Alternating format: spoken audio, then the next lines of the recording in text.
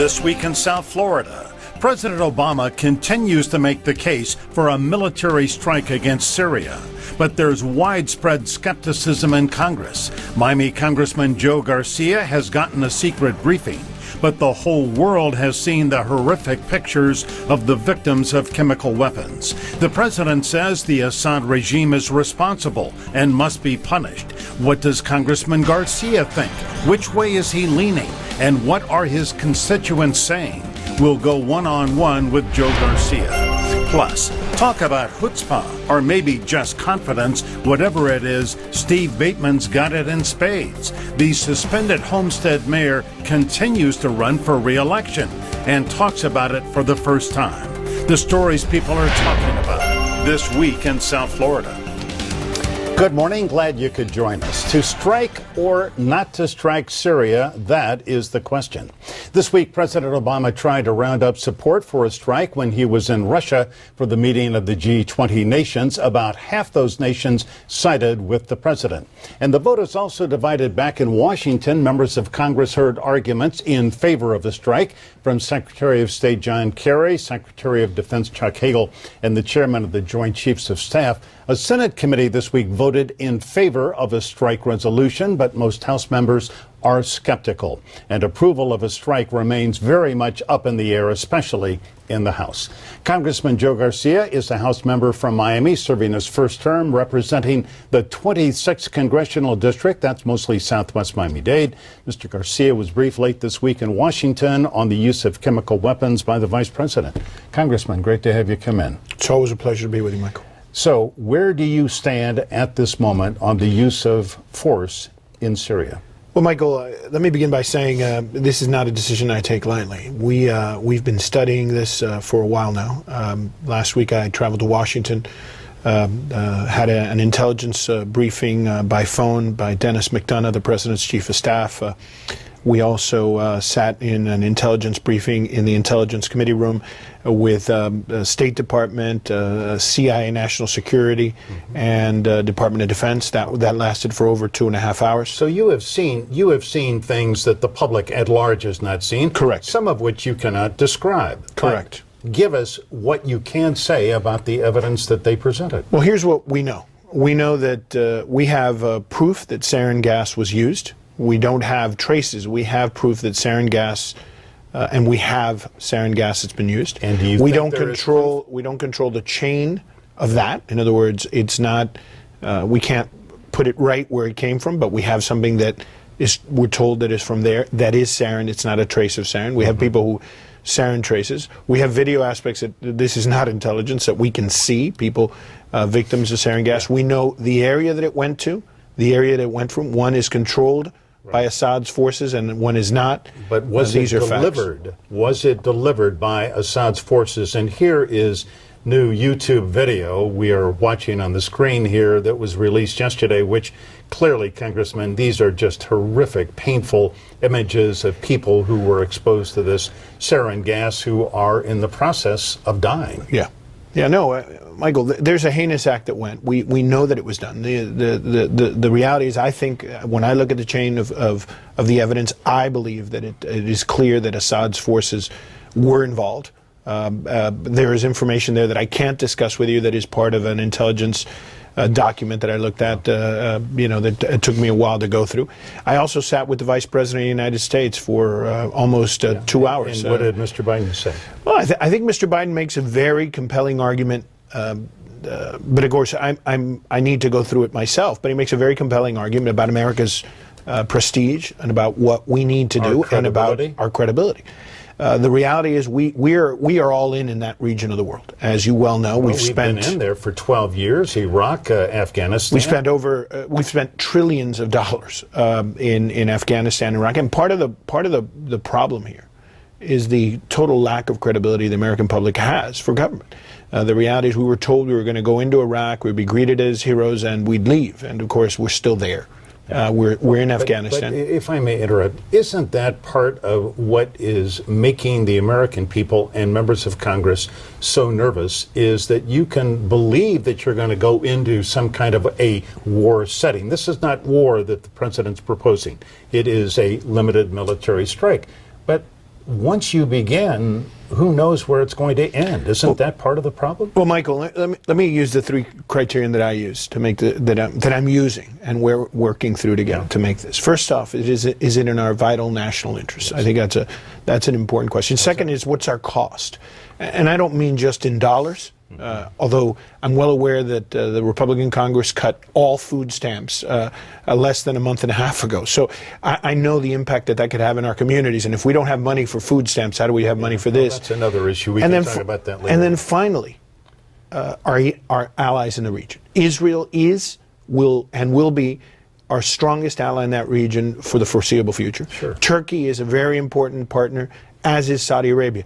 The reality, though, I'm thinking about Israel. I just returned from Israel. I was there for over a week. And you met with Prime Minister Netanyahu and generals, and again, these are confidential briefings, but what is the feeling there? What are they saying? Well, I mean, circumstances have changed from when I was in Israel a month ago, right? Nerve gas had not been used. Then, in a 2-hour briefing, on a scale like this. In fact, we know now nerve very gas small. had been These are we're talking about a few people being exposed as opposed to over 1,000 from what we're getting in the briefing now. But more importantly is a month ago, Netanyahu and Shimon Peres. I spent 2 hours with Netanyahu, maybe an hour with Shimon Peres.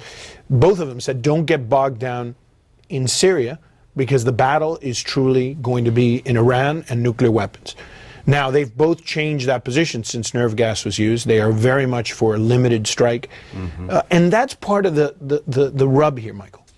How do you do this limited strike? And if I could, without talking about targets, without talking about things that I know that most people don't know, I think people should be thinking, and here we're going to date you and I and ourselves, we should be thinking about Libya 1, right? If you remember the Pan Am strike, Ronald Reagan responded with force. April 15th, 1986. In fact, you're prescient. I looked it up this morning because at the end of this program, I'm going to mention that and contrast what happened in 1986. President Reagan, obviously, as you well know and I know, and most of our viewers know, did not go to Congress. He didn't have to go to Congress. He thought a terrible wrong had been done at a nightclub in Berlin, 226 people injured, 3 killed, and he sent in our planes. Well, the president's already asked, and some of the president's advisors said, we're going to do this regardless. But I think it's a point of national unity, and I agree with the president coming to Congress.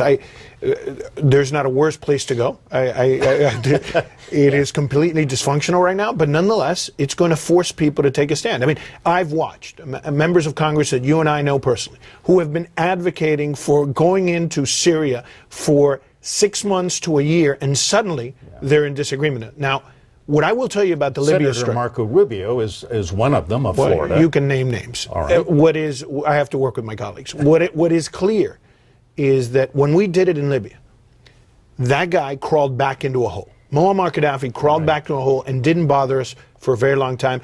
And I appreciated that Ronald Reagan did that and took that decision. The president here wants national unity behind him because he's got much more at stake, right? You're striking this regime. We're not thinking of toppling this guy. The Israelis do not want us to take out Assad. All right. So it's important. Congressman, let me quote you something that Peggy Noonan, the excellent speechwriter for Ronald Reagan, wrote in yesterday's Wall Street Journal. Here, let's put it up on the screen. She said, here's why the American people are leaning against a military strike. 12 years of war, a sense that we are snake bit in the Mideast. Iraq and Afghanistan didn't go well. Libya is lawless. In Egypt, we threw over a friend of 30 years to embrace the future. The future held the Muslim Brotherhood, unrest, and a military coup. Americans have grown more hard-eyed, more bottom line and realistic, less romantic about foreign endeavors. Is she right? And she's right. She's absolutely right. Michael, I listened to constituents. What do they say? Look, my constituents are very skeptical. I mean, I would tell you it's 95% against. Those that write me on the internet are a little bit more positive, but not much more positive. And I understand them. This is something difficult to do. And what the president is proposing to do is, the best way I can describe it is like trying to go into a China store and break a plate, only one plate with a baseball bat. Wow. That is not an easy thing to do, and there are repercussions to it. But here's the point. This is a moral outrage.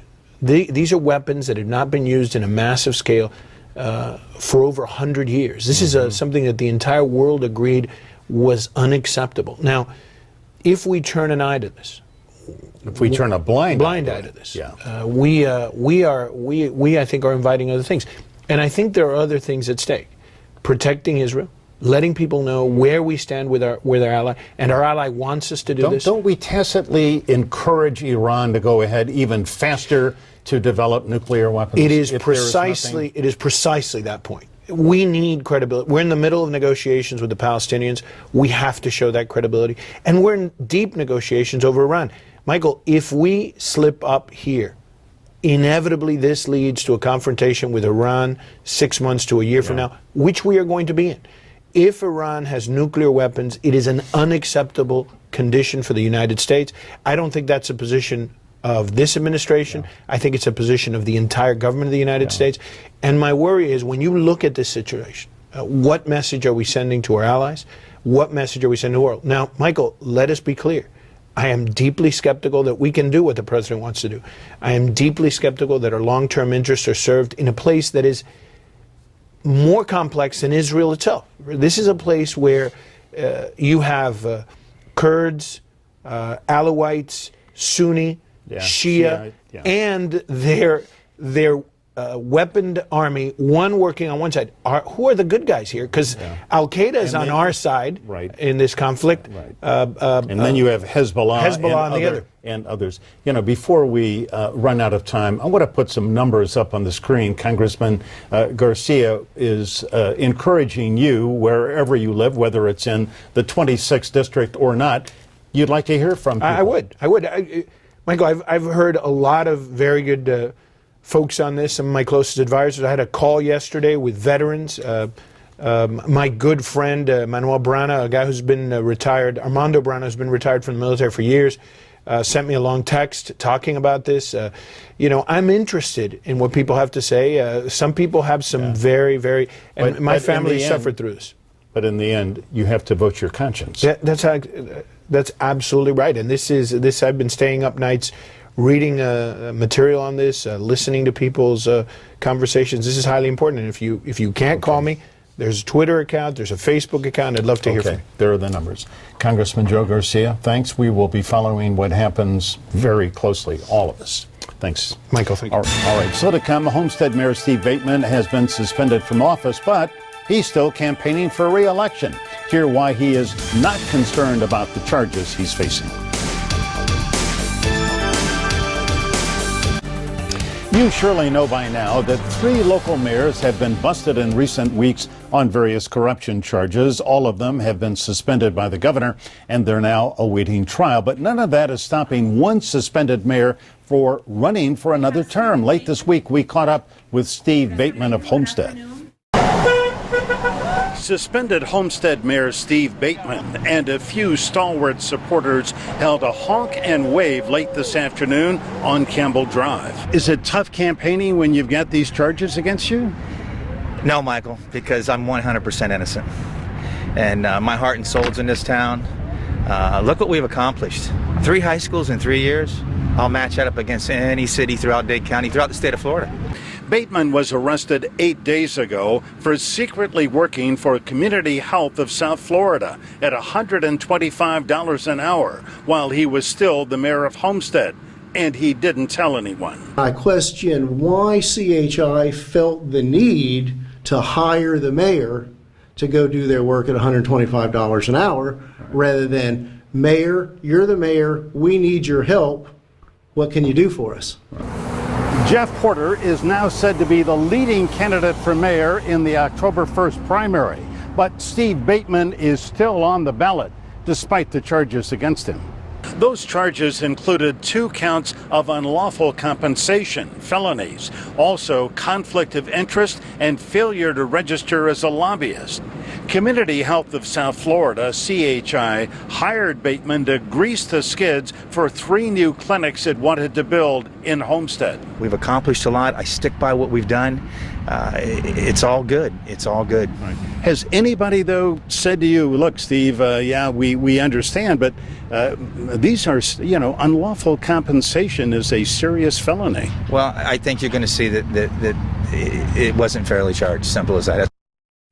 A key Bateman supporter told me at that rally that he had gotten approval for outside work from the city attorney. Well, here is the letter to then Mayor Bateman from City Attorney Richard J. Weiss. It says that he can engage in outside work as long as there was no conflict of interest with his duties as mayor. All right, up next, we will open the mail. And now for the mail, the situation in Syria and the U.S. response is the subject of this email from Joe Feinberg of Miami. He writes, where was Obama's concern as over 100,000 people were being killed by Assad in Syria? Stupid now to assuage his guilt by token bombings in Syria, which accomplished nothing and changed nothing except possible violence aimed at Israel. Along the same lines, we got this email from Barry White of Kindle. He says lobbing bombs into Syria will wind up costing a lot of Israeli lives, and it is very uncertain where it will lead. The arrest of 3 local mayors on public corruption charges prompted this email from Dr. Irving Sugar. He writes, one solution that would reduce and fortunately not eliminate corruption would be to provide a full-time salary to commissioners and mayors, along with a clear rule that there can be no other income. And our interview here last week with suspended Miami Lakes Mayor Michael Pizzey brought this comment from Mike Burke of Miami Beach. How thankful we are here in Miami Beach that our government is as pure as the driven snow. All right, still to come, my personal perspective about the crisis in Syria. If President Obama wants to learn something about leadership, he could simply look at what Ronald Reagan did in Libya.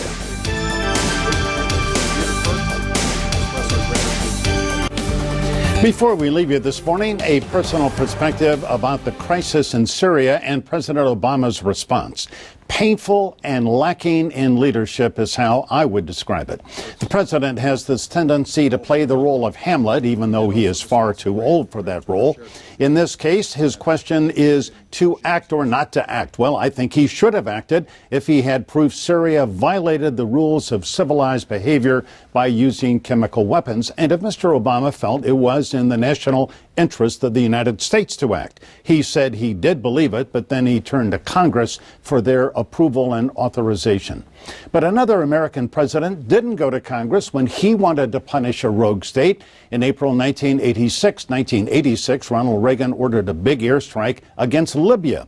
The reasons were clear to Reagan and the world. Libya was sponsoring terrorism, and it was responsible for the bombing of a nightclub in Berlin where 3 people died, 229 were injured. American military personnel were in that nightclub and among those hurt and killed. So President Reagan acted decisively. He sent in American warplanes to destroy Libyan military targets, and he did so without the support of France, Spain, and Italy, all of which denied the U.S. the use of their airspace.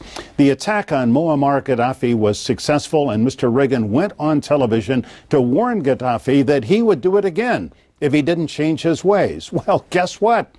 Gaddafi did. He eventually stopped supporting terrorism and turned over his weapons of war. Now, it's doubtful Bashar al-Assad would ever do that, but he would have gotten the message loud and clear if President Obama had quickly sent in some cruise missiles to pound those military bases in Syria. I vividly remember President Reagan going on television in April 1986 to tell the American people about the attack on Libya. He was unapologetic, and he was right. I'll be thinking about President Reagan when I hear President Obama speak on Tuesday night. That's my perspective for this week. Have a great Sunday. Remember, as always, stay informed, get involved. I'm Michael Penny.